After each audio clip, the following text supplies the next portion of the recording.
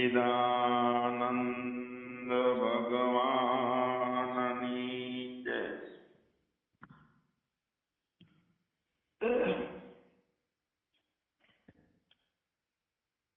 આપણા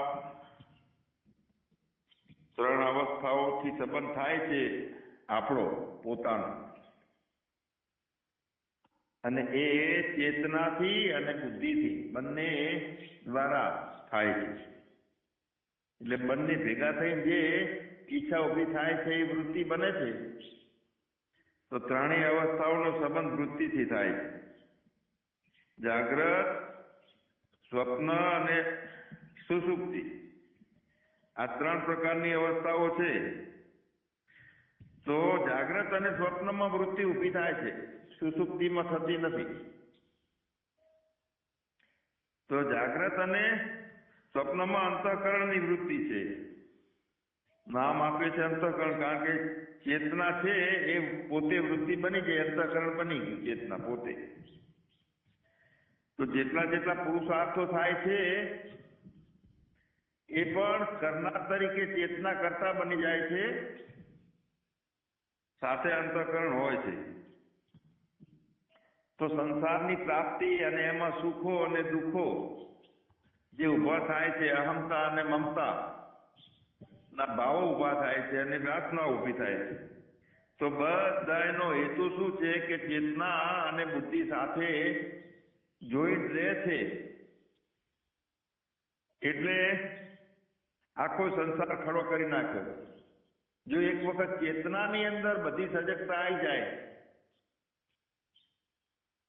તો સંસાર પ્રાપ્તિ ના કરે, સુખ દુઃખો ના ઉભા કરે, અને પોતાની જે ઉર્જાઓ જે છે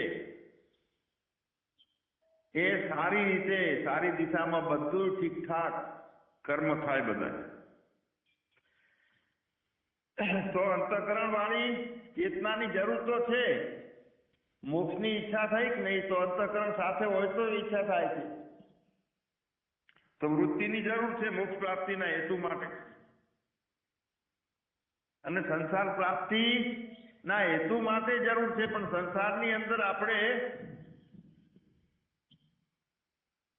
દુઃખો ઉભા કરીએ છીએ, અવિવેક થાય છે, જ્ઞાન ટાઈમસર થતું નથી, અંદર શોક ને ભયની નિવૃત્તિ થતી નથી. અંતઃકરણનો ઉપયોગ થવો જોઈએ એના માટે. તો એ સંસાર દુઃખમય લાગે છે આપણને.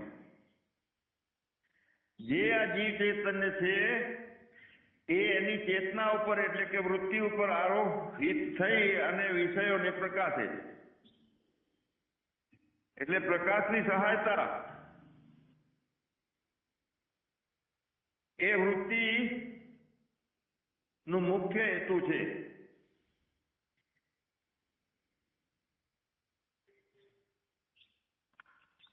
જ્યાં જ્યાં નજર મારી ઠરે યાદી ભરી ત્યાં આપની આવું કેમ થતું નથી. આવું હું નાનકડો પરિચ્છિન્ન જીવડો સુખી દુઃખી થનારો અને જન્મનારો જ કેમ બની રહ્યો. તો એ પરિચ્છિન્નતા છે જીવની. તો એ વૃત્તિ દ્વારા વિષયની નજીક જાય છે, જેને આપણે કહીએ છીએ કે વિષયોનું અને ઇન્દ્રિયોનું મિલન. હવે ઇન્દ્રિયોનું જડ છે અને વિષયો જડ છે.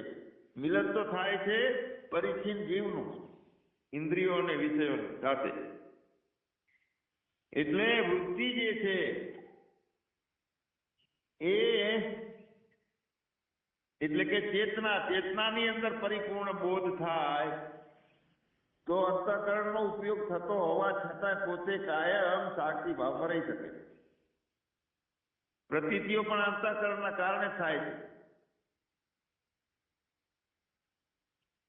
તો જે અધિષ્ઠાન બ્રહ્મ જે છે એ ચૈતન્યની સાથે ચેતના રહે.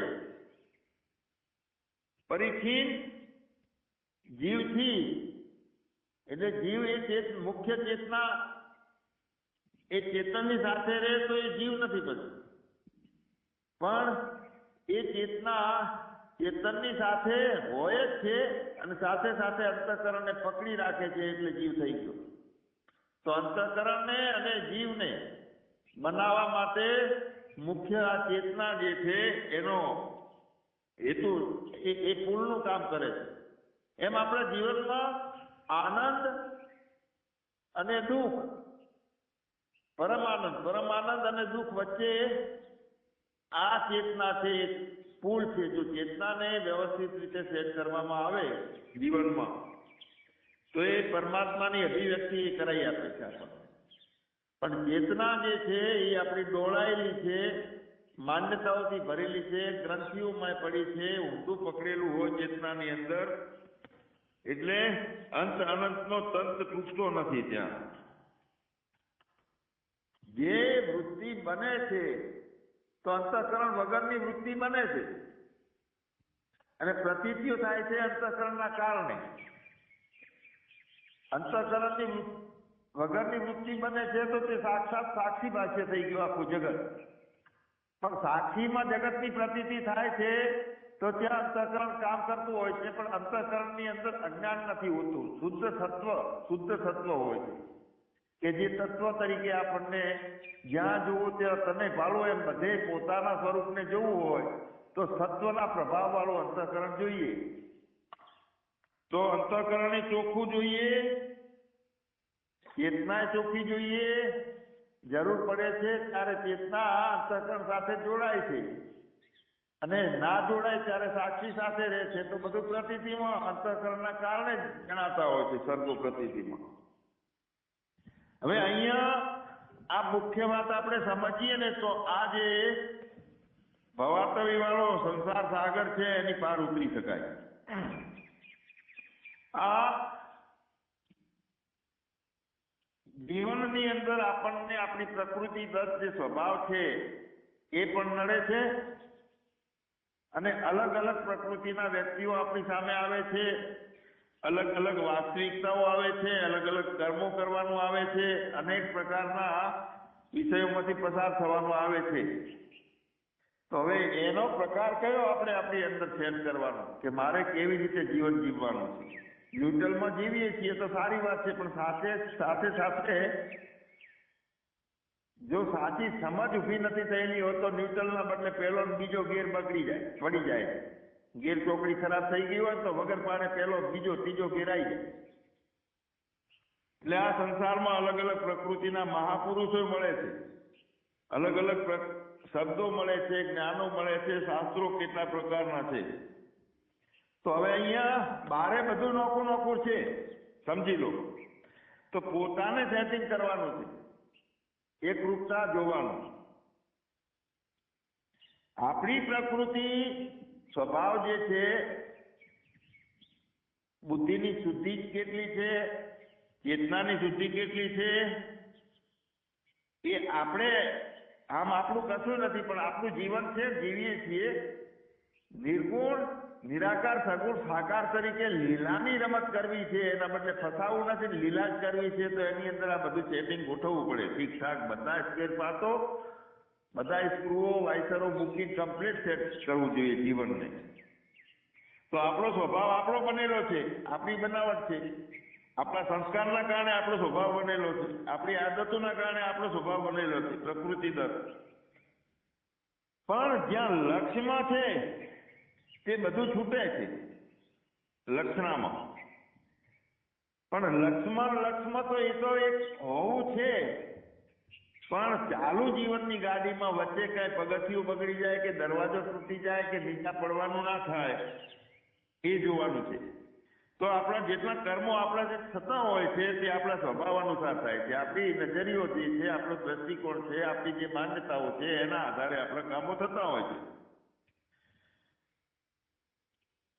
અને ભલે આપણે કોઈ મહાપુરુષની નકલ કરવા જઈએ, બોલવામાં કે જીવવામાં કે રહેવામાં, પણ અંદર જે આપણો સ્વભાવ જે છે ને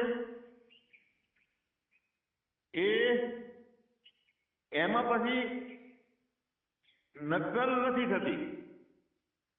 સંસ્કારથી જે સ્વભાવ બન્યો છે એ મુજબનું જ કર્મ થાય છે.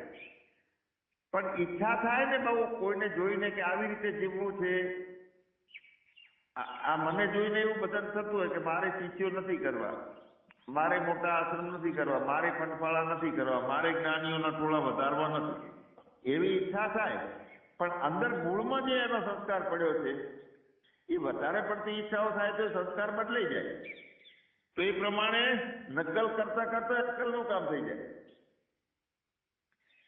આપણું જીવનમાં ઘણાને આપણને ઉણપ લાગે છે કે આપણે બીજાની જેમ કેમ એક તંદુરસ્ત કાંટો સ્થિર રહે મીટરનો એવી રીતનું કેમ બની શકતા નથી. એના માટે આ જવાબ છે. તો આંતરિક જે ક્ષમતા છે, તો આંતરિક ક્ષમતાથી પ્રકૃતિ અનુસાર કર્મમાં પ્રવૃત્તિ થાય છે.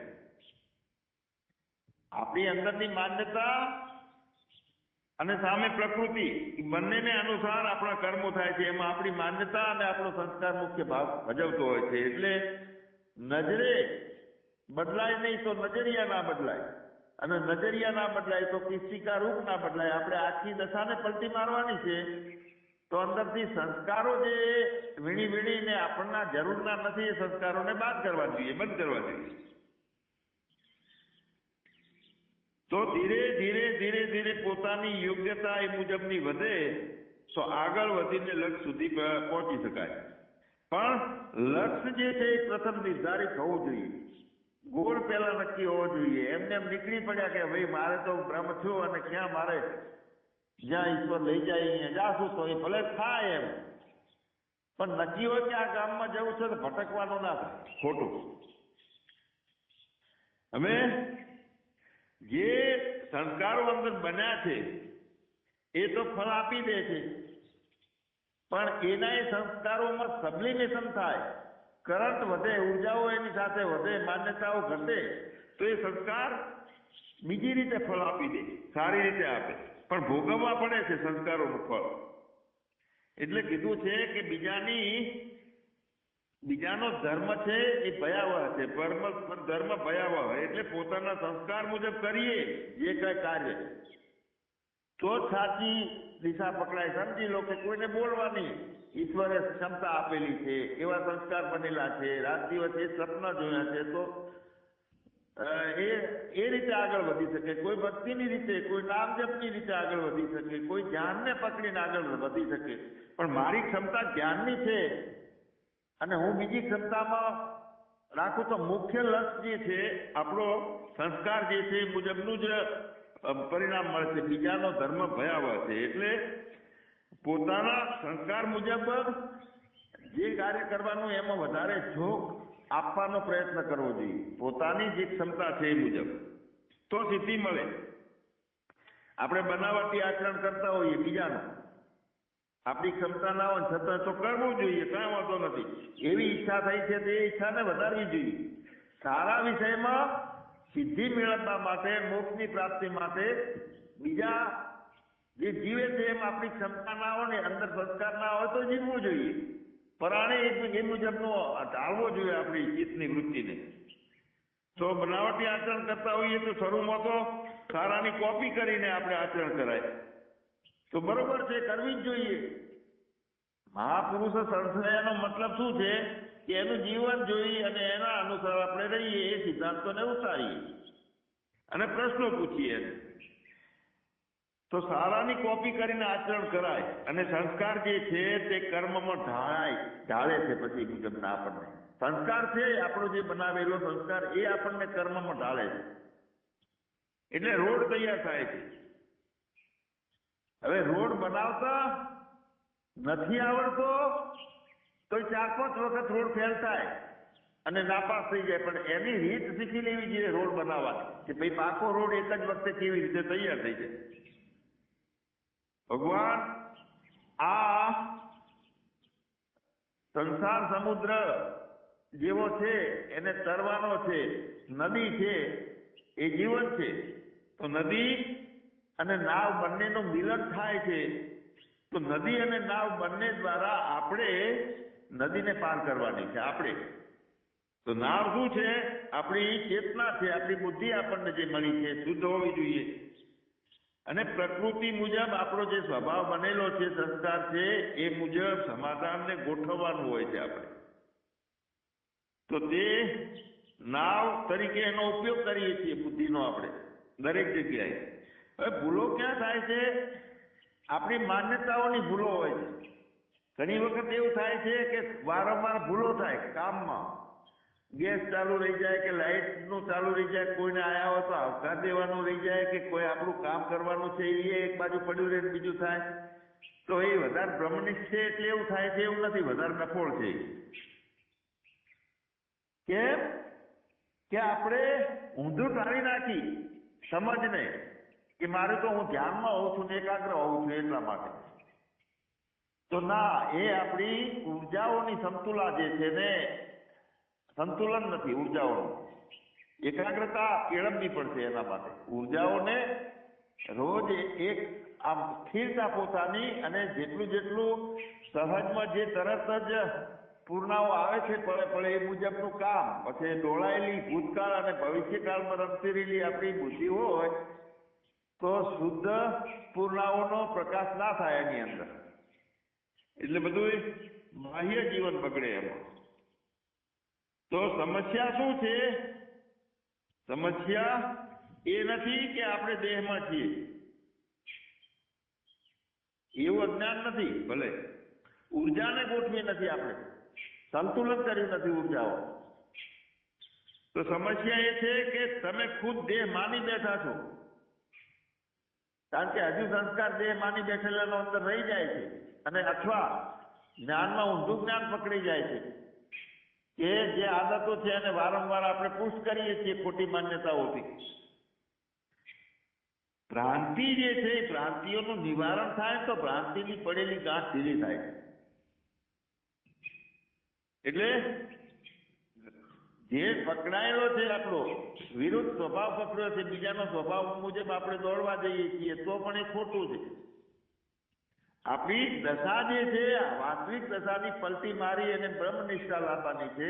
અને બ્રહ્મનિષ્ઠા તો રહે છે, પણ એ જ્યાં જોઈએ ત્યાં વ્યવહારમાં આપણું સમાધાન ગોઠવાતું જવું જોઈએ. એની ભૂલો છે ક્યાં ક્યાં થાય છે એના ઊંડાણમાં જવું પડશે આપણે.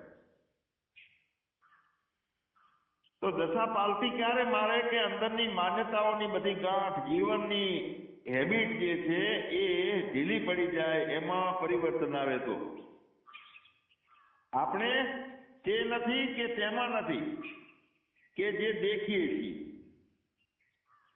જેટલું જણાય છે, દેખાય છે, તે પણ આપણે નથી ને આપણે તેમાંય નથી. માટે બહારનું કઈ બદલવાનું નથી. અંદર કાયા ભીતર રામ ખડા હે. મારા હૃદયમાં રામ વસે, જાગીને જો. હવે જાગવાની વાત આવી છે તો રામ વસે છે અંદર. જાગવાનું તો બહારના વિષયોમાં નહીં જાગવાનું, તો બધામાં જાગવાનું. દેહથી જ હટી અને સાક્ષીમાં ટકવાનું છે. દેહથી હટ અને સાક્ષીમાં ટક. અંદર સંસ્કારોને ગોઠવવાના છે, ઉર્જાઓને સેટ કરવાની છે. એ મુજબ આપણે ગોતી રહ્યા છીએ પણ ખોવાયા નથી. વાસ્તવિકતા છે એ મોટી ભ્રાંતિ છે, એને દૂર કરીએ. આપણે કહીએ કે અત્યારે હું ગુસ્સામાં છું, પણ વાસ્તવિક હું ગુસ્સામાં છું કે ગુસ્સાને જોઈ રહ્યો છું? સાચું શું છે? કેટલી ભૂલ થાય છે. હું ગુસ્સામાં છું, હું દુઃખમાં છું, તો હું દુઃખમાં છું કે દુઃખને જોઈ રહ્યો છું? ક્રોધ આપણે કેવી રીતે હોઈ શકીએ? જોવા વાળો એ જે જોવે છે એનાથી કાયમ માટે નોખો હોય, અને જોવા વાળો જોવામાં આવે નહીં. દેખવા વાળો છે એ દેખાય એ શ્રેણીમાં આવે નહીં. તો જોવામાં આવે તેની રીત કઈ છે? જોવા વાળાની એ રીત કઈ? તો પ્રતીતિમાં જોવે છે. જેટલું જોવામાં આવે છે એ સાક્ષી ભાષ્ય છે, પ્રતીતિમાં દેખાય છે. તો પ્રતીતિ જોવે છે કે પોતાને જ જોવાય છે? એ બીજા નંબરની સ્થિતિ આવી. જ્યાં જોવાય અહીંયા પોતાને જ જોવો, તો એ તો જો સામાન્ય બહારનો એક દ્રષ્ટાંત આપણે લઈએ કે બહુ મસ્ત તોફાની છોકરો છે, 20 વર્ષનો, ને એને રામલીલામાં ઉતાર્યો. એને પાત્ર આલ્યું રામનું. આ બાજુ જુગાર રમે છે, કોકદાડો પી જતો હોય અને બહુ તોફાને કરતો હોય, ચોરીનો હાથે મારતો હોય, પણ એ કલાકાર હતો તેને રામ તરીકે ગોઠવી દીધો. તો રામ તરીકે ગોઠવ્યો હોય તો જે પ્રેક્ષકો એને જાણતા હોય કે મસ્ત રામનો રોલ ભજવે છે, શાંત જ્ઞાનની વાત આવે, કપાળ તેજ મારે રહ્યું, મસ્ત મુકટ શોભે રહ્યો, તો પ્રેક્ષકો શું કહે છે કે મારો બેટો ચોર કેવો ખેલ ભજવે છે રામનો. તો એમાં પ્રેમ આવ્યો કે નહીં? ઉલટાનો એનું ચોરની એની અનિતિ હતી, એની કુટેવો હતી, છૂટી ગઈ અને રામ જોયો. તો બધામાં જેવો છે, જે વ્યક્તિઓ જેવા છે એવા વ્યક્તિઓને રામ જોવો ને આપણે.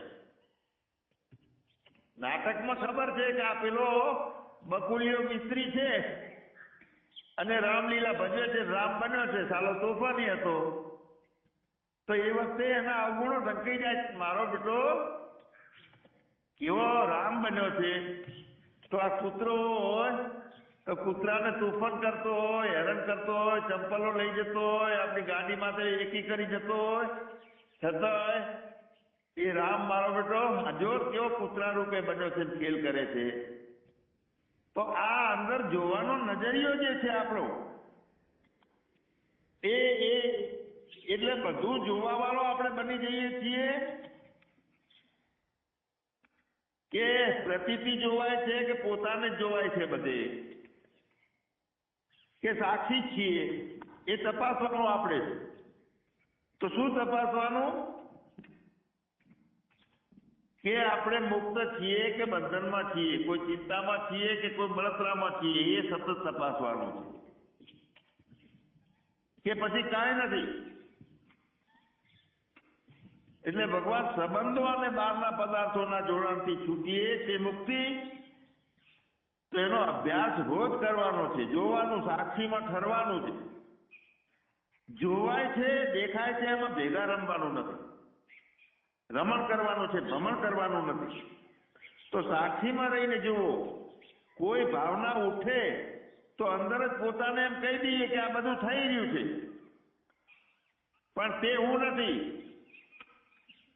જે સંજોગ આવ્યો હોય તો અંદર પોતાને જ કહીએ કે મારે શું, સાક્ષીને શું પડી, ભેગો લપટાય. તો આ રીતનું આપણે જીવનને ગોઠવવાનું છે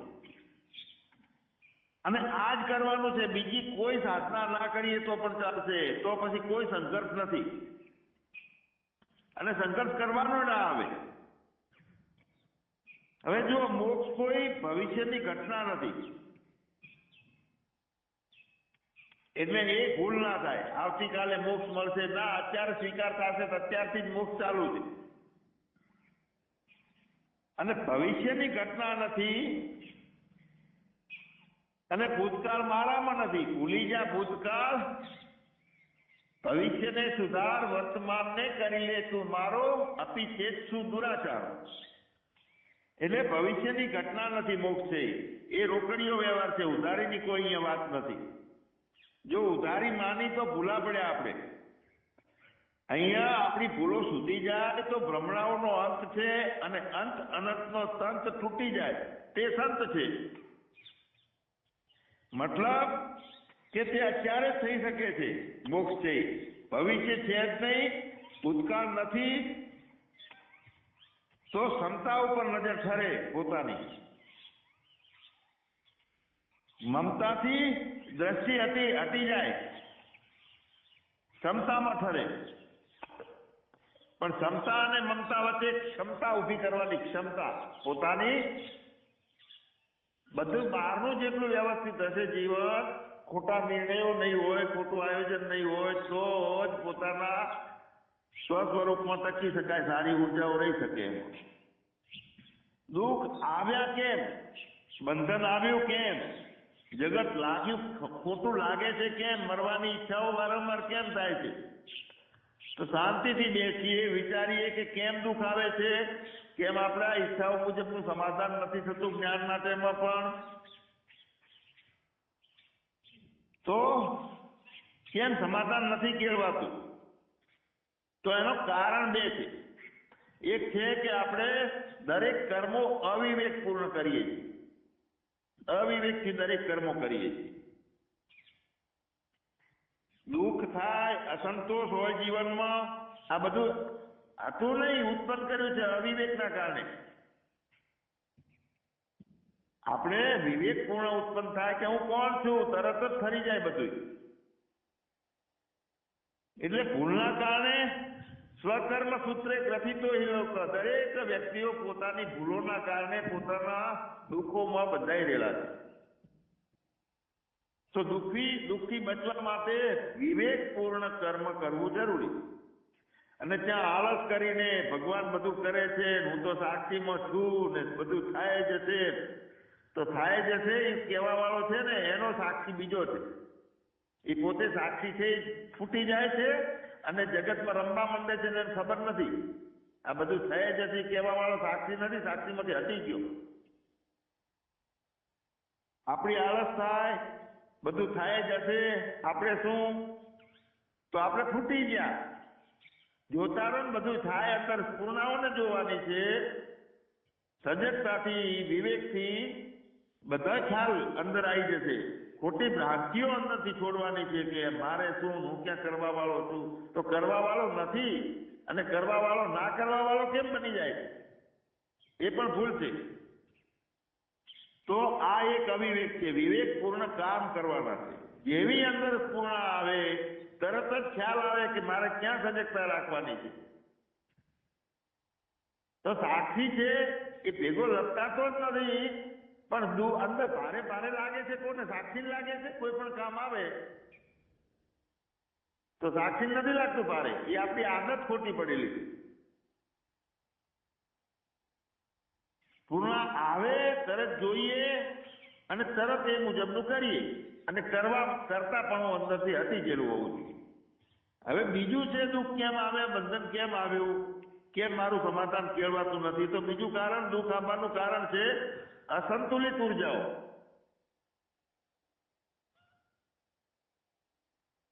એ અસંતુલિત ઉર્જાઓ છે એ મનને અસ્થિર કરે છે, ભાવો અસ્થિર કરે છે, જીવનને અસ્થિર કરે છે, અને પોતાના સ્વ સ્વરૂપમાં સ્થિતિ કરવા દેતું નથી. અસંતુલિત ઉર્જાઓ શું થાય છે? આપણે સમજી લો કે હું અત્યારે કહું છું શોભનાબેન તમારે 5 મિનિટ પ્રવચન કરવાનું, તો શોભનાબેને અંદર કેટલી ભય ને ભેદ ને મને નથી આવડતું, હું શરીરથી એનો સંસ્કાર રમતો હોય. હવે અડોળ આંખ બંધ કરી અને જે શબ્દ નીકળે એ પ્રમાણે શબ્દો નીકળે જશે ને વાતો અંદર સર્ગો આવતા જશે, કેવડાતું જશે, પણ હિંમતમાંથી પહેલથી જ પાછા પડી જાય. તો સંતુલન નથી ઉર્જાઓનો. કાંટો મીટરનો એક સ્થિર રહેવો જોઈએ, જે પોતાનો હવાપણાનો, એમાં અસ્થિરતા છે. તો આપણું મન અસ્થિર થાય છે, ભાવો અસ્થિર થાય છે, કર્મો અસ્થિર થાય છે, જીવન અસ્થિર થાય છે. કારણ અસંતુલિત ઉર્જાઓ છે. અસ્થિર જીવનમાં અસ્થિર ઉર્જાઓ હોય અને એનું પરિણામ શું આવે છે? દુઃખ, ચિંતા, માનસિક અશાંતિ. તો અસંતુલિત ઉર્જામાંથી આ બધું ઊભું થાય છે. જેટલું આપણને નથી ગમતું એ બધું ઊભું થયું ને દુઃખ આવનારું, એ અસંતુલિત ઉર્જાઓના કારણે ઊભું થાય છે. તો ઉર્જાઓનું સંતુલન બનાવવાનું છે ભગવાન. મતલબ એ છે કે દુઃખો ઓછા કરવા, સુખ વધારવા, બે વાત જરૂરી છે. તો વિવેકની સાથે સાચા નિર્ણય આપણે કરીએ, સાચા કર્મો કરીએ, કે પોતાની માન્યતાઓને આદતો મુજબ નહીં. જો એક ભૂલ જળ ભરતે એક કરી હતી, ભૂલ અવિવેક હતો એ વખતે, ભાવમાં એને હરણાના બચ્ચાને આસક્તિ ખૂબ બધી કરી નાખી, તો પરિણામે એને શું થયું? જળ ભરત થયો અને આખી જિંદગી પછી સજગતા રહી એને કે મારે ક્યાં ભેગું રાસલીલા રમવી નથી. આના એક ભૂલ એની જળ ભરતની હતી, નવો જન્મ લાવ્યો એને. તો ઉર્જાનું સંતુલન બનાવી રાખવાનું છે પોતાનું. શરીર એનું કામ કરશે, શરીર એના ટાઈમે આરામ લઈ લેશે, ખાવાનું હશે તો ખાઈ લેશે પ્રાણ, પણ અંદર આપણી બાહ્ય જીવન જેટલું ડોળાયેલું હોય એટલી અંદર સ્થિતિ આપણી સારી બની શકતી નથી. તો મુમુક્ષતા અને મોક્ષની સતત ઈચ્છા બની રહે છે, તો એને તો હટાડવાની નથી, પણ એને ગોઠવીએ. જીવનને આપણે સજાવવાનું છે. આપણી આદતો મટાડવી છે તો એના ઉપર ફોકસ રાખવાનું છે.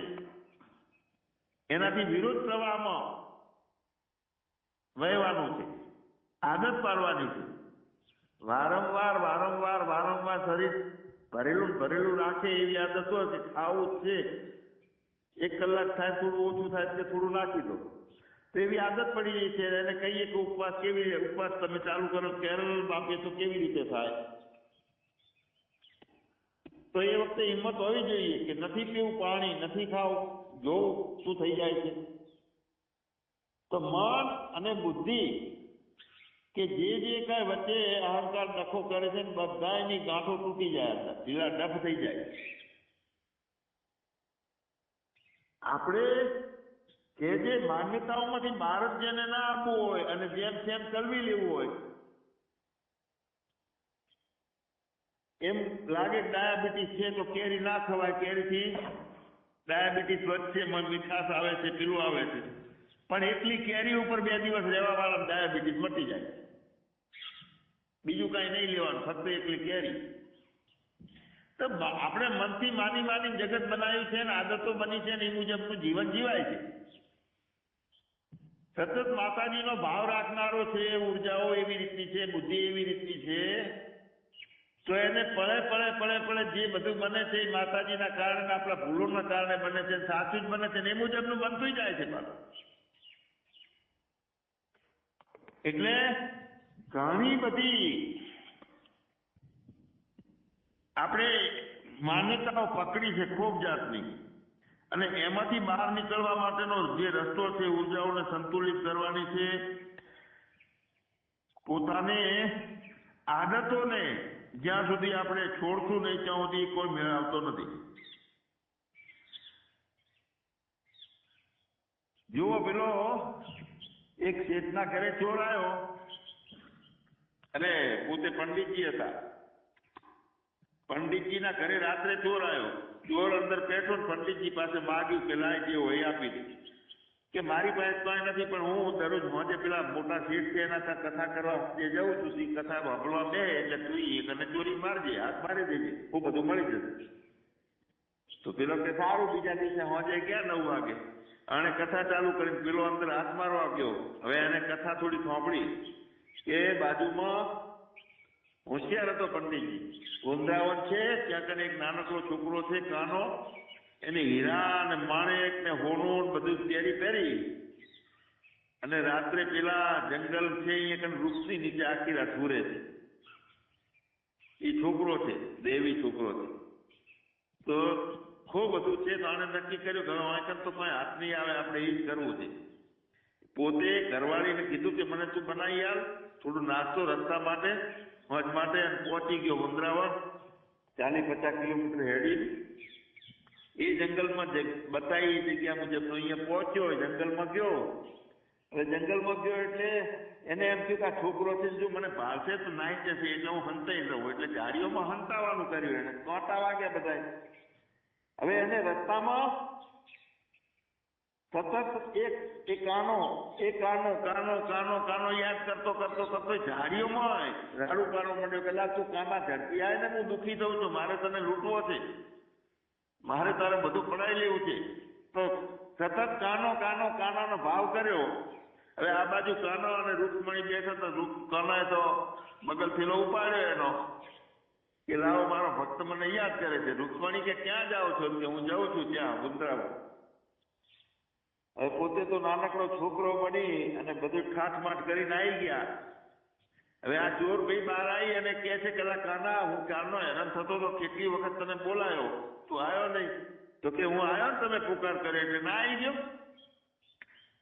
તો કે તારું બધું મને હાલ દે, નકે આ ચપ્પુ ભાડ્યું છે એટલે કે આ હું તને હાલવા જાય છું. એટલે મગલ થેલામાંથી બધું કાઢીને હાલ દીધું, પહેરેલું હતું એ કાઢીને હાલ્યું. હવે આ ભાઈ પાછો ઘરે જઈ અને હોંશે પેલા પંડિતજી પાસે ગયો કે ભાઈ તમે મને બતાડ્યું હતું એટલે અડધો ભાગ તમારો છે, હું તમને આ દેવા આવ્યો. પંડિતજી કે આ શું કોની વાત કરે છે, કેવી રીતનું? તો કે કોનો આવ્યો તો ને એની પાસે બધું લાવ્યો હું. અરે આને તો ચકિત થયું કે હેડે મારે જોવું પડશે સાચું છે ખોટું. એ ગયા પંડિતજીના પાસે જારી મહત્તણા બંને કાંટા વાગ્યા. એટલે પીલાએ રાડું પાડી કે કના તું આ એમને કોટા ઘણા વાગે છે. હવે આ તો કોનો તો આવી ગયો તરત જ પેલા કીધું એટલે પેલા પંડિતજીની આંખો ફાટી ગઈ કે અમે જેના માટે આખી જિંદગી આ બધું કર્યું અને ના મેળવી ગયા, અને મને એક વાત માનીને એનો પુકાર કર્યો અને લૂંટવા ગયો તો એને મળી ગયો. અહીંયા વાત એ તો એ છે કે આપણે જે ધારણાઓ કરીએ છીએ, જે ઈચ્છા હોય છે, તો એ પરમાત્મા અમને અત્યારે એને હારી નબળીની વાત નથી હોતી. મૂળ આપણો જે ઈચ્છા કરીએ તે મુજબની ઘટનાઓ બધી ઘટે છે. એટલે ઈચ્છાઓથી બહાર રહી અને વિવેકપૂર્ણ આપણી ઉર્જાઓને સંતુલિત રાખીએ અને જીવનમાં સંગીત નિર્માણ કરીએ. મસ્ત સંગીત, મસ્ત જીવન, મસ્ત ગગનનો મુક્ત પંખી વિહાર કરી અને જીવન સંગીત આખું આપણું સારું વાગે. જય સચ્ચિદાનંદ.